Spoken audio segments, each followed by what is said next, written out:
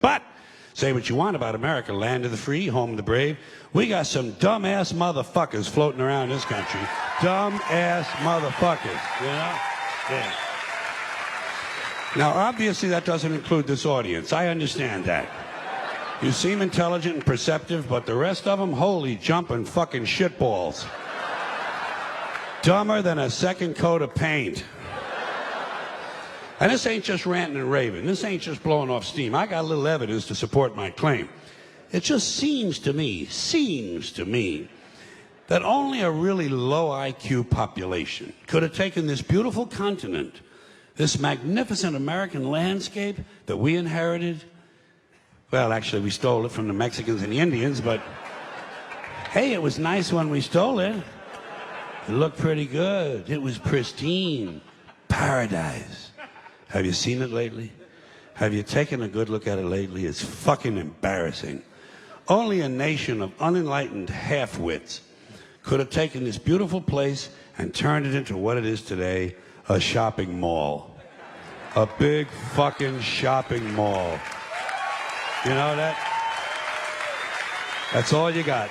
That's all you've got here, folks. Mile after mile of mall after mall. Many, many malls. Major malls and mini malls. They put the mini malls in between the major malls. And in between the mini malls, they put the mini marts. And in between the mini marts, you got the car lots, gas stations, muffler shops, laundromats, cheap hotels, fast food joints, strip clubs, and dirty bookstores. America the Beautiful. One big transcontinental commercial cesspool. And how do the people feel about all this? How do the people feel about living in a coast-to-coast shopping mall? Well, they think it's just fucking dandy.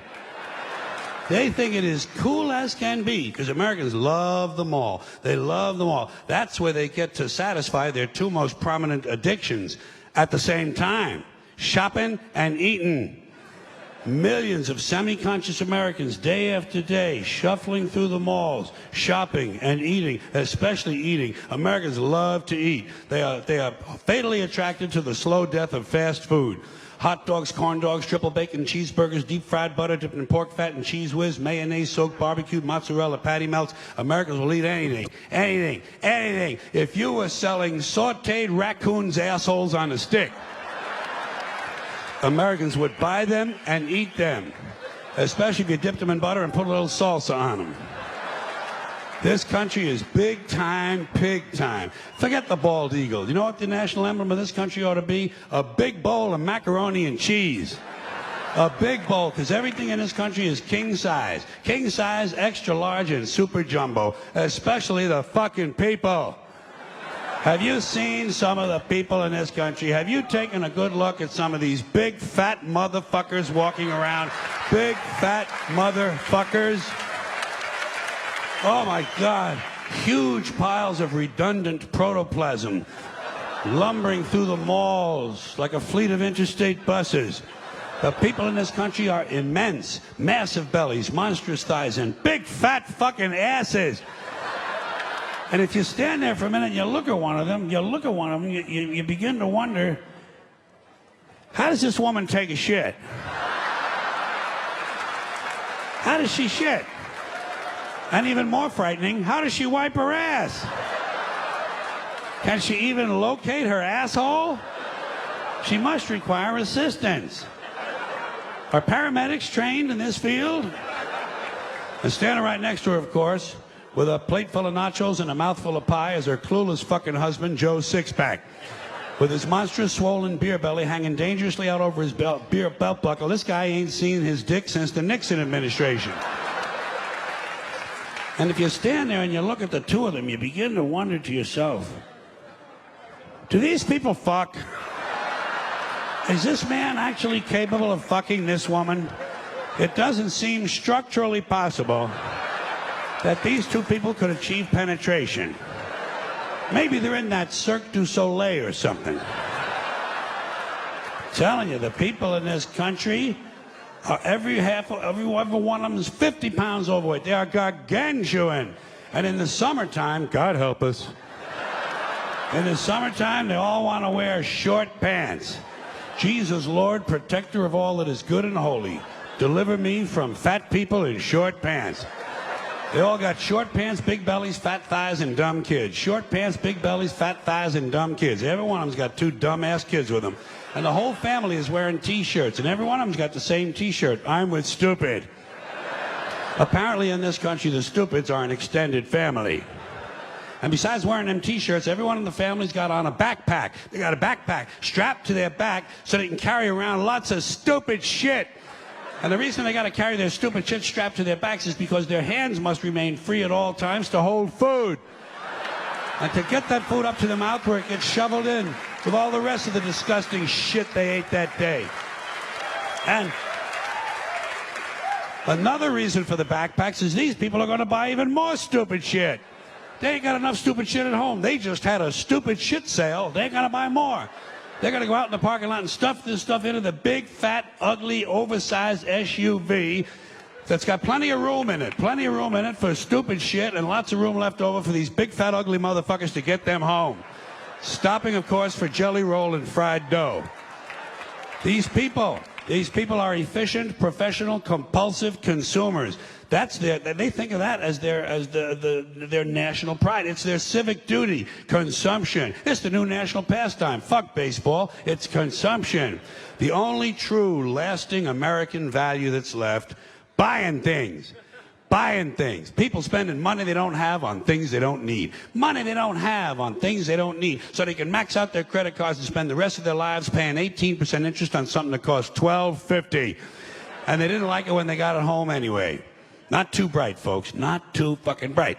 But if you talk to one of them about this, if you isolate one of them, you sit them down rationally, and you talk to them about the low IQs and the dumb behavior and the bad decisions, right away they start talking about education. That's the big answer to everything. Education. They say we need more money for education. We need more books, more teachers, more classrooms, more schools. We need more testing for the kids. You say to them, well, you know, we've tried all of that, and the kids still can't pass the test. They say, oh, don't you worry about that. We're going to lower the passing grades.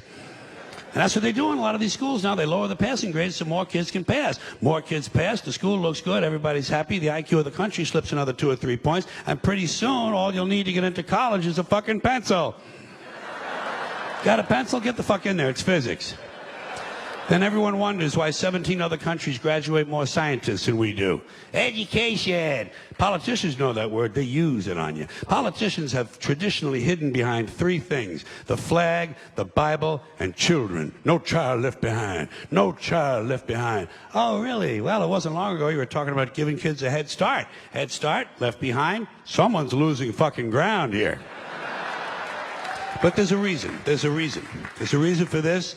There's a reason education sucks, and it's the same reason that it will never, ever, ever be fixed. It's never going to get any better. Don't look for it. Be happy with what you got. Because the owners of this country don't want that. I'm talking about the real owners now. The big, the wealthy, the real owners, the big wealthy business interests that control things and make all the important decisions. Forget the politicians. They're irrelevant. The politicians are put there to give you the idea that you have freedom of choice.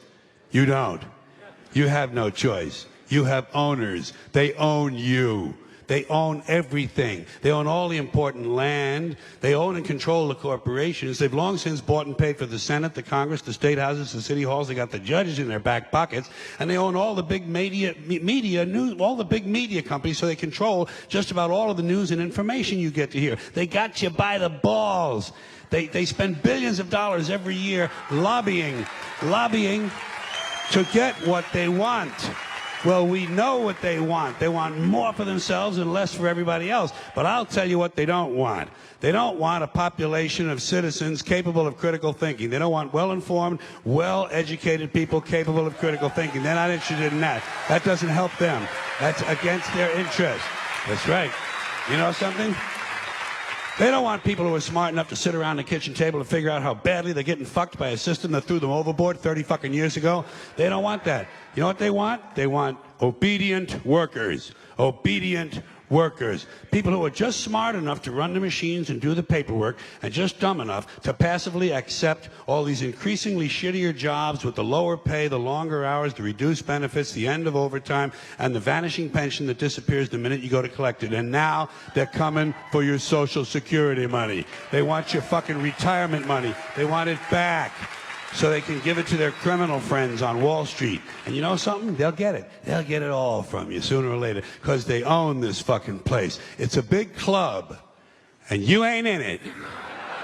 You and I are not in the big club. And by the way, it's the same big club they used to beat you over the head with all day long when they tell you what to believe. All day long, beating you over the head in their media, telling you what to believe, what to think, and what to buy. The table is tilted, folks. The game is rigged. And nobody seems to notice. Nobody seems to care. Good, honest, hard-working people, white collar, blue collar, doesn't matter what color shirt you have on. Good, honest, hard-working people continue. These are people of modest means. Continue to elect these rich cocksuckers who don't give a fuck about them. They don't give a fuck about you. They don't give a fuck about you. They don't care about you at all. At all. At all. Yeah. You know? And nobody seems to notice, nobody seems to care. That's what the owners count on, the fact that Americans will probably remain willfully ignorant of the big red, white, and blue dick that's being jammed up their assholes every day. Because the owners of this country know the truth. It's called the American dream, because you have to be asleep to believe it.